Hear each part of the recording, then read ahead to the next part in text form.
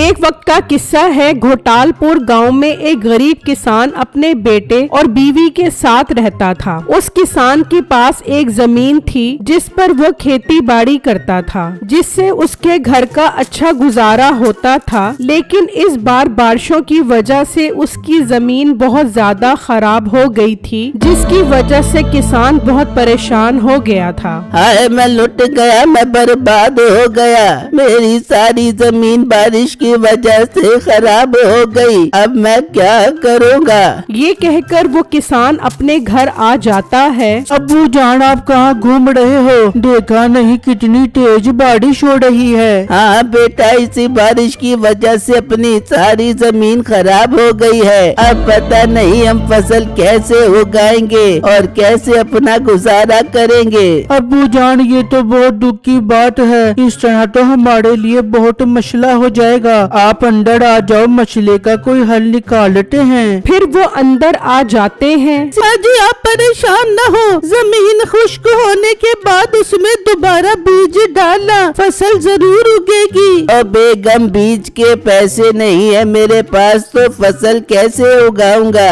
आप किसी से कर्जा ले लो, फसल बेच कर उसे पैसे दे देना। हाँ बेगम, अब ऐसा ही करना पड़ेगा। मैं कल ही चौधरी साहब के पास जाता हूँ। फिर अगले ही दिन बारिश के रुकते ही वो किसान घर से निकलता है और गांव के चौधरी के पास पहुंच जाता है और उसे अपनी दुख भरी दास्तान सुनाता है। ओहो, ये तो बहुत दुख की बात है कि तुम्हारी सारी जमीन खराब हो गई। जी चौधरी साहब, अब आप ही मेरी मदद कर सकते हैं। मुझे इतना कर्जा दे दो कि मैं जमीन के लिए दोबारा बीज खरीद सकूं।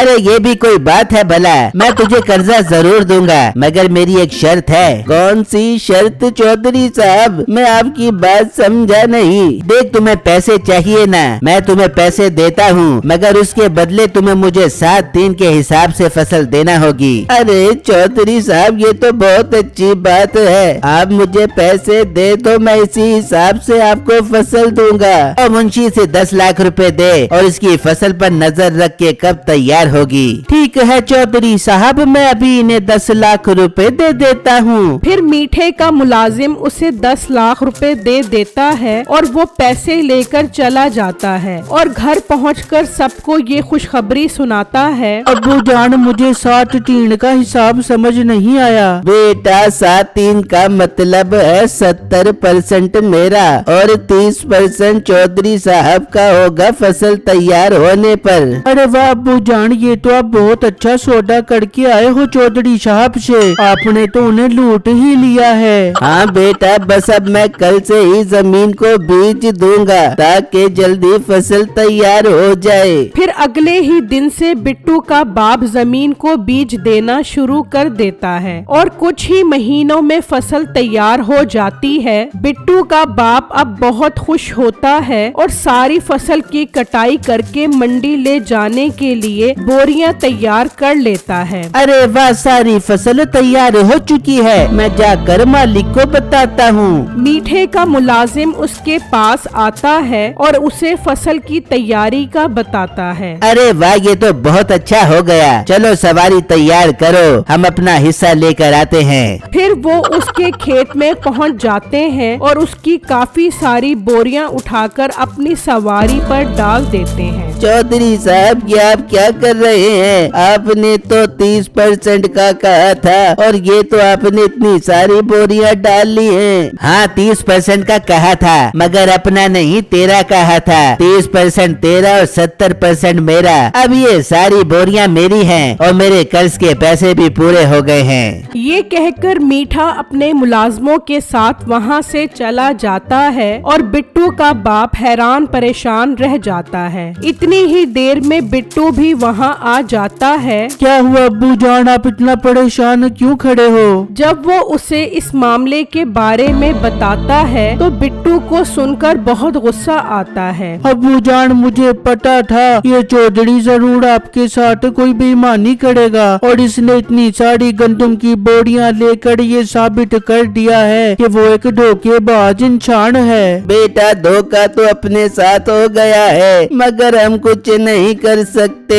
अब्बू जान, जिस तरह इन्होंने हमारे साथ धोखा धोखा किया है, हम भी इनके साथ धोखा करेंगे और इनसे सारी वसूली करेंगे। मगर कैसे बेटा? बस अब्बू जान ये सब आप मुझे पर छोड़ दें। फिर कुछ दिन गुजरने के बाद बिट्टू चौधरी के पास पहुंच जाता है और उससे कर्जा मांगता है। मीठे को तो इसी मौके का इंतजार था। हाँ हाँ क्यों नहीं, मैं तुम्हें जरूर कर्जा दूंगा, मगर मेरी एक शर्त है। कौन सी शर्त चौधरी साहब?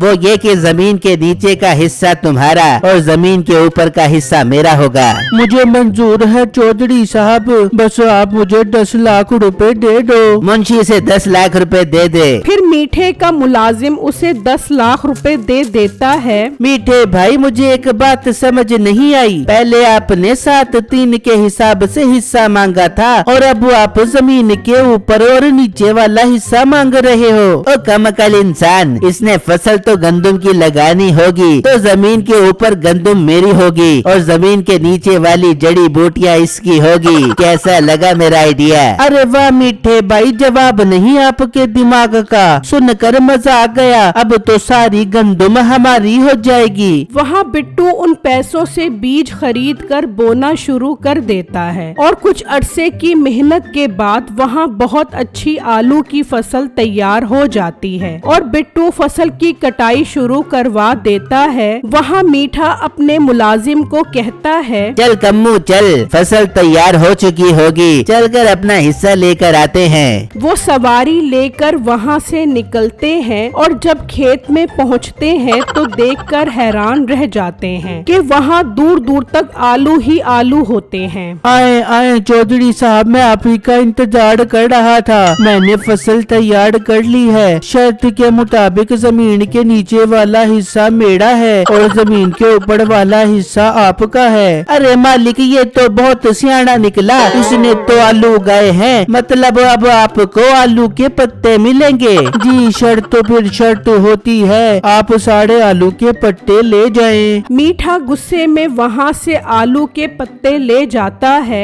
अब मीठे को बिट्टू पर बहुत गुस्सा आता है। खड़े खड़े मेरा मुंह क्या देख रहे हो? इस घास फूस का मैं क्या अचार डालूंगा? इसे मवेशियों को डाल दो। कम्मू इस मोटे को छोड़ना नहीं है, इसे दोबारा कर्ज के पैसों के लिए फंसा। इस बार ऐसी शर्त रखूंगा कि ये याद करेगा। ठीक है मीठे भाई, मैं जाता हूँ और उसे कर्जे के पैसों का कहता हूँ। कम्मू वहाँ से निकलता है और बिट्टू के घर आ जाता है। बिट्टू मीठे भाई आपको बुला रहे हैं, अगर आपको और कर्जा चाहिए अगली फसल लगाने के लिए तो आकर ले लो। हाँ मुझे कर्जा चाहिए, आखिर मैंने नई फसल भी तो लगानी है। तुम चलो मैं आता हूँ। कम्मू वहाँ से चला जाता है। ये क्या बेटे, अब तो हमारे पास पैसा आ गया है, अब तुझे क्या जरूरत है उससे कर्जा लेने की? अब्बू जान, मैंने इससे पिछले सारे हिसाब किताब पूरे करने हैं, इसलिए अब वो कोई नई शर्त रखेगा और मैं उसे उसकी शर्त में ही फंसाऊंगा, बस आप देखते जाओ। ये कहकर बिट्टू वहाँ से निकलता है और मीठे के पास पहुँच जाता है। आ जाओ बिट्टू, अब अगर तुम्हें कर्जे के पैसे चाहिए तो मेरी शर्त भी सुन लो।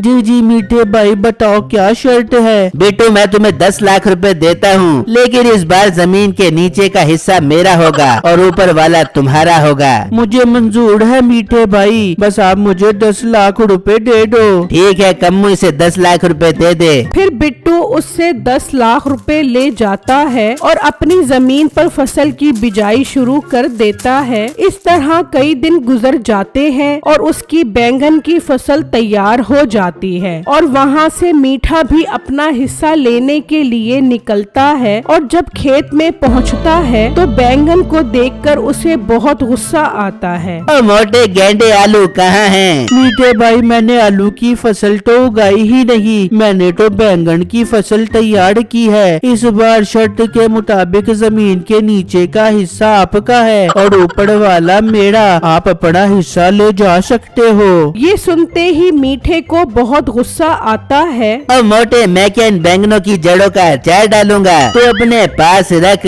और मेरी बात सुन, इस बार मैं तुझे 20 लाख रुपए कर्जा दूंगा और ऐसी शर्त रखूंगा कि तेरी नस्लें भी याद करेंगी। चल कम्मू वापस चल। मीठा वापस चला जाता है। मीठे भाई, अगर वो कर्जा लेने आया तो आप क्या शर्त रखोगे? कम्मू दुआ करके वो आ जाए, इस बार उसे कहीं का नहीं छोड़ूंगा, ऐसा सबक दूंगा कि सारी जिंदगी कान पकड़ कर रोएगा। वो कह ही रहा होता है कि बिट्टू वहाँ आ जाता है और मीठा खुश हो जाता है। लाओ मीठे भाई, मुझे 20 लाख रुपए दो, मैंने फसल भी उगानी है। देता हूँ 20 लाख रुपए, इतनी जल्दी भी क्या है, पहले मेरी शर्त तो सुन लो। जी जी मीठे भाई, बताओ आपकी क्या शर्त है। पहले मुझे शर्त बताओ, फिर मैं आपसे पैसे लूंगा। नहीं, पहले पैसे पकड़ो फिर मेरी शर्त सुनो। इस बार मैं तुम्हें मुकरने नहीं दूंगा। कम्मू इसे 20 लाख रुपए दे।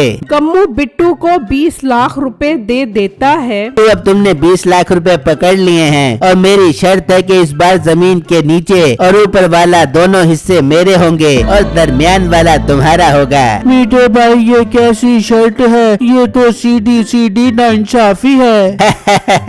अब आया ना ऊंट पहाड़ के नीचे, अब तुझे पता लगेगा मीठे से पंगा लेने का अंजाम। चल अब निकल और दिन रात मेहनत करके मेरे लिए फसल तैयार कर। बिट्टू वो पैसे लेकर उदास होकर वहाँ से चला जाता है और घर आकर सोचने लग जाता है कि अब वो कौन सी फसल उगाए। तभी उसका बाप भी वहाँ पर आ जाता है। ये क्या बेटा, तू कुछ परेशान नजर आ रहा है। बिट्टू अपने बाप को मीठे की शर्त के बारे में बताता है, जिसे सुनकर उसके बाप को भी हैरत होती है। बिट्टू, तुझे क्या जरूरत थी उससे कर्जा लेने की, अब वो शर्त पूरी करना भी जरूरी है। जी अब्बू जान, यही सोच सोच कर मेरा सर चकरा रहा है। तू परेशान न हो, मुझे पता है इस बार कौन सी फसल उगानी है। अब्बू जान, कौन सी फसल उगाऊं, जल्दी बताओ। फिर उसका बाप बिट्टू को एक फसल के बारे में बताता है, जिसे सुनकर बिट्टू खुश हो जाता है। अरे वाह अब्बू जान, आपने तो मेरा मसला ही हल कर दिया। मैं कल ही जाकर फसल की बिजाई करता हूँ। फिर अगला दिन निकलता है और बिट्टू खेत में फसल की बिजाई शुरू कर देता है। कई महीनों की मेहनत के बाद वहाँ गन्ने की फसल तैयार हो जाती है। बिट्टू और उसका बाप बहुत खुश होते हैं। अब्बू जान, मीठा आने वाला होगा, उसके आने से पहले अपना दरमियान वाला हिस्सा अलग कर लेते हैं। वहाँ मीठा खुशी खुशी घर से निकलता है और खेत में पहुँचते ही उसके 14 तबक रोशन हो जाते हैं। क्यों मीठे भाई, इस बार भी अपना हिस्सा लेकर जाओगे या पिछली बार की तरह छोड़ जाओगे? मीठे भाई, ये मोटा तो आपके काबू नहीं आने वाला, इसने तो गन्ना उगा कर आपकी सारी शर्त पे पानी फेर दिया है। बेटो मेरे प्यारे भाई, मुझे तुम 20 लाख रुपए ही दे दो,